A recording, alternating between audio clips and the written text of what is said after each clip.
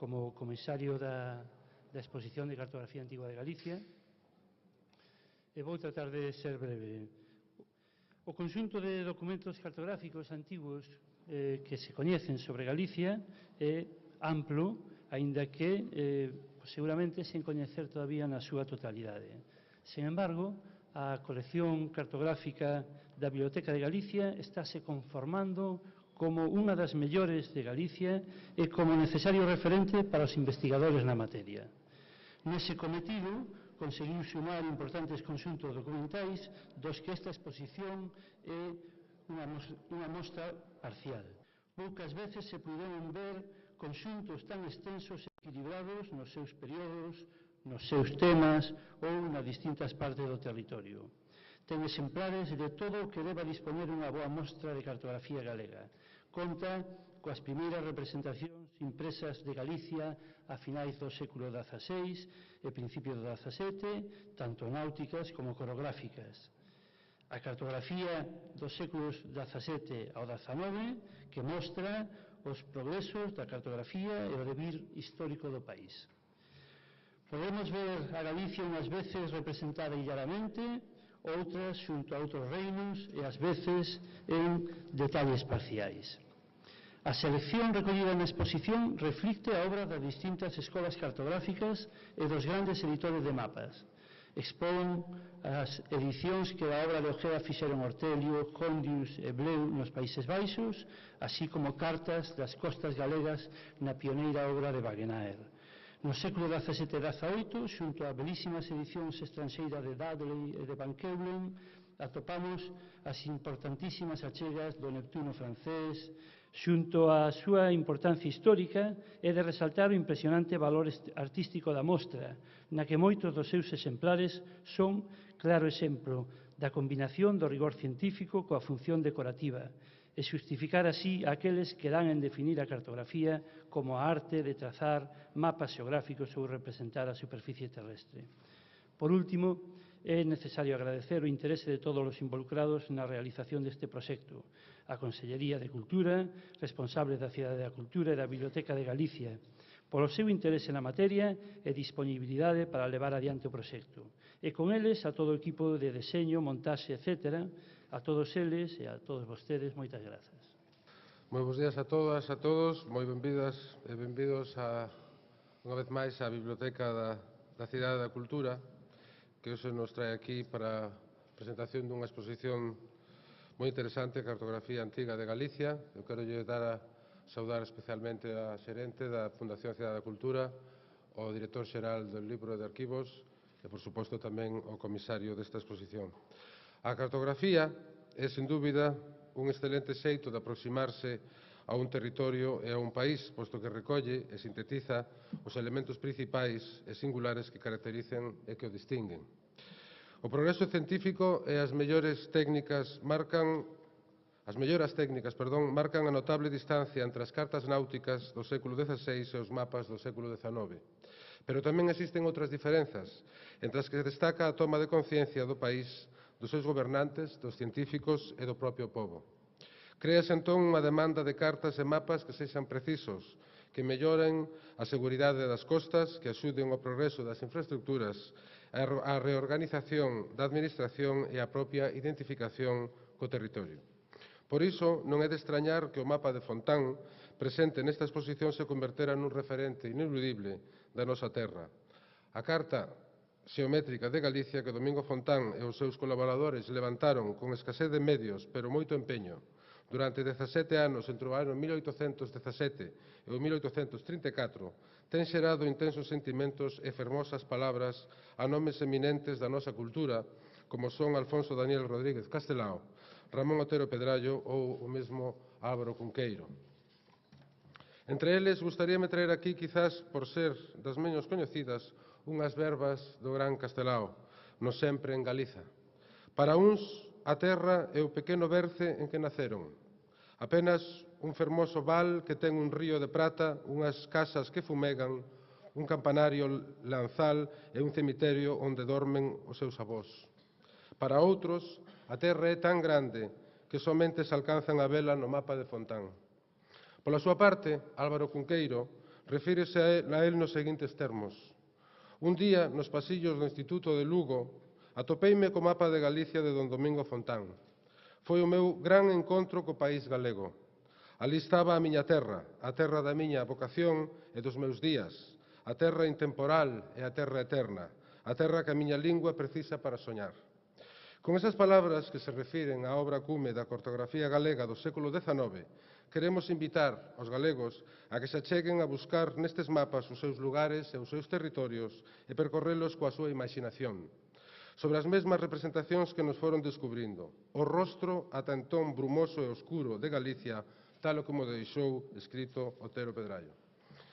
Invitamos a que logo a todos os galegos a que descubran eses tesouros aquí na Cidade da Cultura de Galicia, nunha espléndida obra de arte que, curiosamente, ten a cartografía no seu propio ADN, na súa idea primeira. Compre non esquecer que estes fermosos edificios nacen do plano do casco histórico da cidade de Santiago de Compostela, que Peter Eisenman, o arquitecto, tomou e superpuxo sobre o Monte Gallás, esculpindo de novo e xerando esta xoia da arquitectura contemporánea.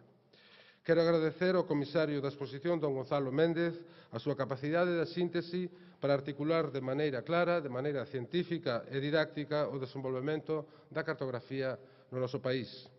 Ademais, todo isto non sería posible sen o traballo do persoal técnico e directivo da Biblioteca de Galicia na formación da colección, da súa conservación e tamén, por suposto, da súa difusión. Existen outras mostras en marcha, mostras de fondos da Biblioteca de Galicia nas que se está a traballar e que veremos nos próximos meses. Gustaríame salientar, por último, a importancia deste tipo de iniciativas destinadas a que os galegos coñezamos e gocemos dos ricos fondos bibliográficos e documentais que atesora esta Biblioteca de Galicia. Moitas grazas a todos pola súa presenza e creo que vamos a ver agora a exposición que é o motivo polo que estamos aquí. Moitas grazas e moi bons días.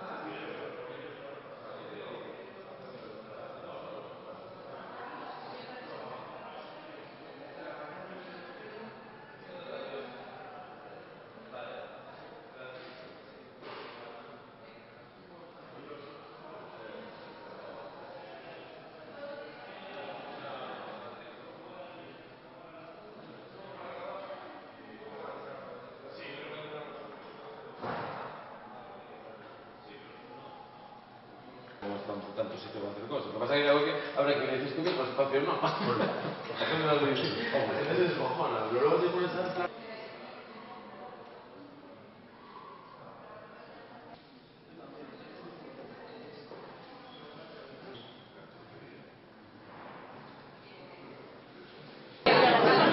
Sí, sí.